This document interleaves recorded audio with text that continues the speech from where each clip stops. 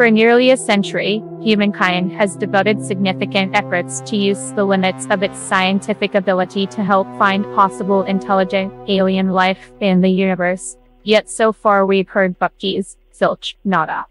After all, the universe is a huge place, and while we were once teased with the wow signal back in 1977, nothing else that we have come across suggests there is intelligent alien life comparable to ourselves, at least within a few light years.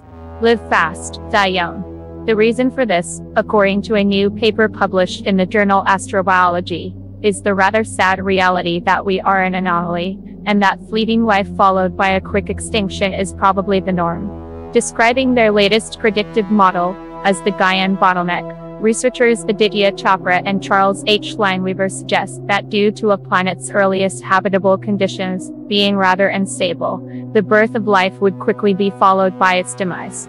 Citing the example of our nearest neighbors, Mars and Venus, the pair said that, despite all three having a similar upbringing in their first billion years, both planets veered off in opposite directions, with one cooling rapidly, and the other heating. Earth was an anomaly.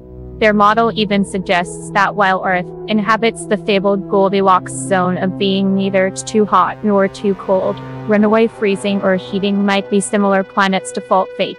Thankfully for all of us and every other life form on Earth, it's believed that the evolution of microbial communities might have been strong enough to prevent the carbonate silicate weathering cycle that typically leads to the death of life on a Goldilocks zone planet. The pair also challenges the commonly held belief that once the right physics ingredients are in place on a planet, it is likely that life exists there, such as when liquid water is present, or it being the right distance from a local star.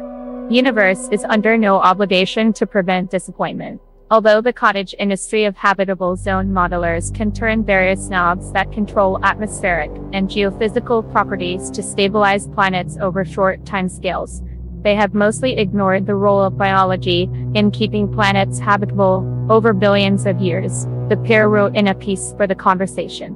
This is in part because the complexities of interactions between microbial communities that keep ecosystems stable are not sufficiently understood.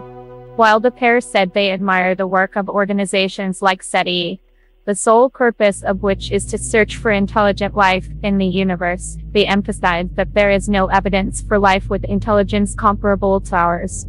Additionally, they seem to suggest that wider philosophical discussions on life in the universe cloud our scientific judgment, and the harsh reality that life is quickly extinguished.